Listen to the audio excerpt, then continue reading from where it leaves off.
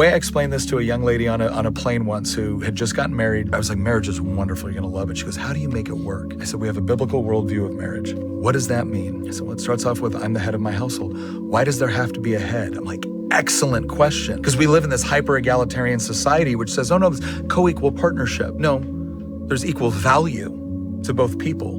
There's equal values to the roles and responsibilities that we play. I said, but when you said, I do, did you mean it? Did you mean till death do us part? Yeah. Okay, what happens when you disagree? Do you have a board meeting? The shareholders vote? Like what, did you engage in a corporate agreement with your husband, or what do you do? I said, I bear the burden of the responsibility to have to make decisions that is best for her first, not me. The burden of that leadership is I must do what is best for the family in accordance with God's instruction, not Nick's preferences, up to and including my life for hers. Her obligation is to support that decision when we can't come to an agreement, and then help me make it work. And at that point, I'd been married 15 years. I said, I can count on one hand the number of times where we have had a disagreement where we could not come to the same conclusion about what we had to do next. And I had to make the decision. And it's not like that's comfortable, right? Because disagreement between husband and wife is not comfortable, but a decision had to be made.